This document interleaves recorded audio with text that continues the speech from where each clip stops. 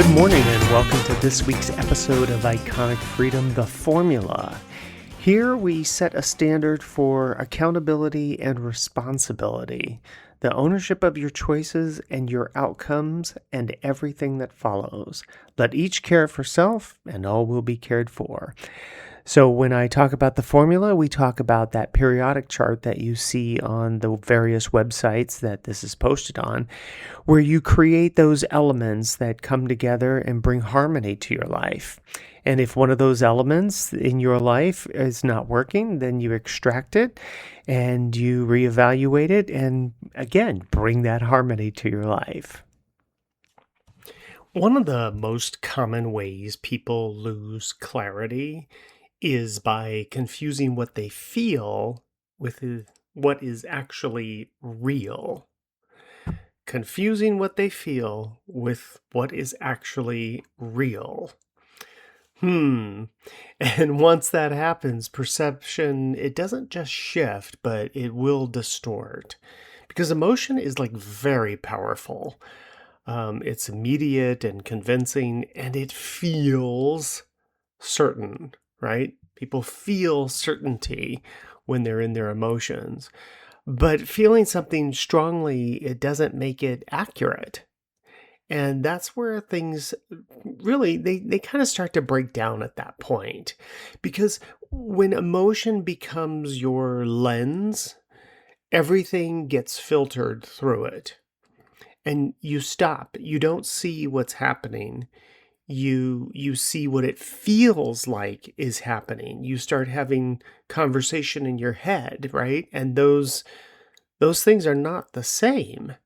I think years ago, Daniel Goldman wrote a book called EQ. I think it was what it was called, emotional intelligence or something like that.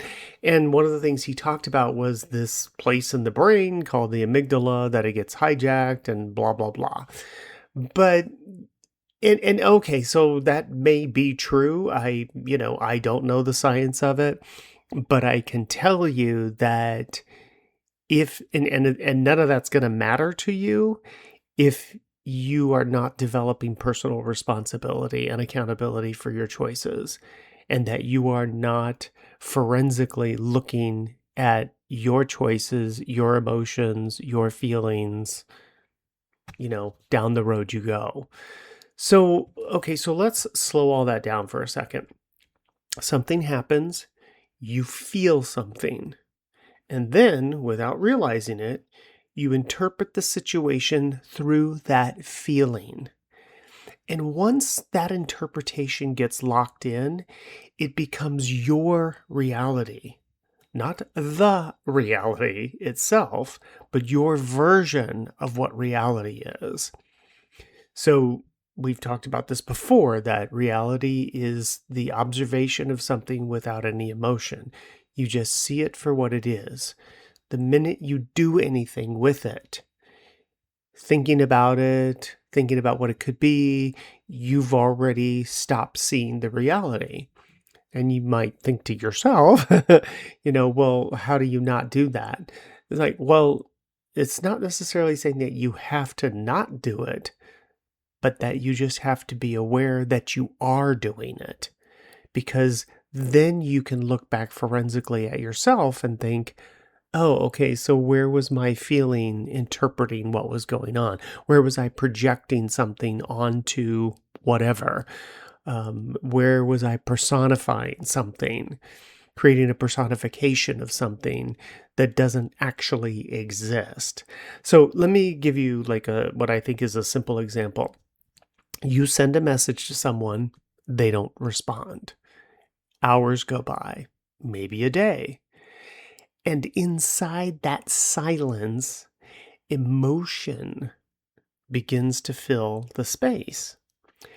They're ignoring me, they're upset with me, I must have said something wrong. But what if you pause right there? Nothing actually happened, except what you would consider a delayed response. But internally, a full narrative, a full background has already been constructed. And I think this is a critical part, that narrative doesn't feel like a story. It feels like the truth. It starts to feel like your reality. So now your behavior is going to start to shift, right?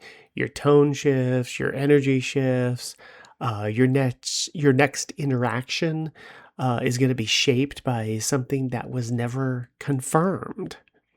And if the other person senses that shift, they may respond to that, right? And then what a loop you've got going. So, and now you have created an outcome based on an assumption that originated from a feeling. I love that. I'm going to say it again because I wrote it down. You've created an outcome based on an assumption that originated from a feeling. And that's how distortion works. It's not loud.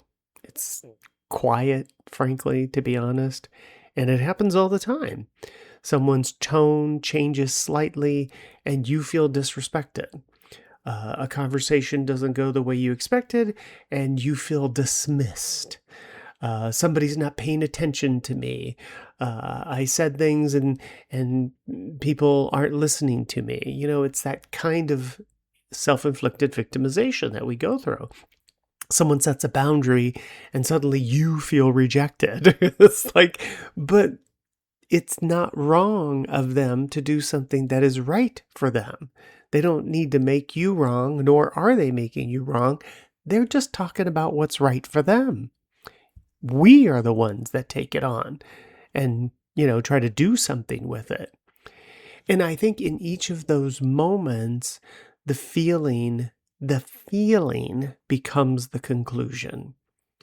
Instead of asking yourself what actually happened, just the facts, ma'am, the mind will move straight to, what does this mean about me? And that's where reality starts to get replaced, because now you're no longer observing the situation, you're reacting to your interpretation of it. And interpretations are not neutral. They're shaped by history, by your past experiences, by your previous relationships, your learned patterns. This particular topic and the topics that we're going through this year, these are very nuanced because it's asking you in these podcasts, in this approach, to not just forensically look at what's going on for yourself, but to start tweaking it, start to refine it so that you have awareness. Doesn't matter what anybody else is doing. You have the refinement of your own integrity and your character. Your fear is not logical. It's historical. So when emotion takes over, you're not just reacting to the present moment, you're reacting to everything that came before it. And that was pretty much, to some degree, what Goleman's theory, his hypothesis was, that this part of your brain is what did that. I don't think it's just the brain. I think it's the entire organism that is you that is reacting to a present moment. But it may be reacting to everything that came before it. And that compounds the distortion because now you're responding to something that isn't fully rooted in what's actually happening. It's rooted in what it reminds you of. And this is where most people, I think, get stuck because emotion feels so real that questioning it feels like you're denying it. And if you're a person that has made your emotions your biography, can you imagine what a lifetime of that is? But there is a difference. Acknowledging emotion is not the same as obeying it. We've talked before about emotions are those little tiny whispers that life is giving you to pay attention to something. You can feel something without turning it into a conclusion. You can experience an emotion without assigning it meaning. It doesn't have to have a meaning to it. It can just be an indicator. And that's the separation I think that restores our clarity, because emotion is internal, reality is external.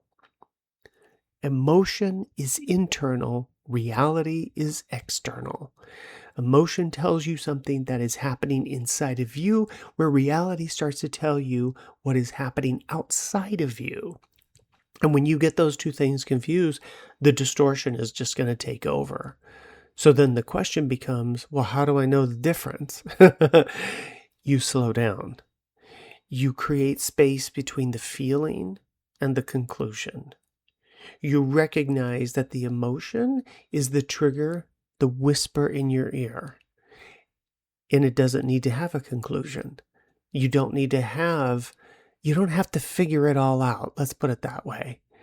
Instead of immediately deciding what something means, you just observe what actually happened. Now, not what you felt about it, but what actually occurred.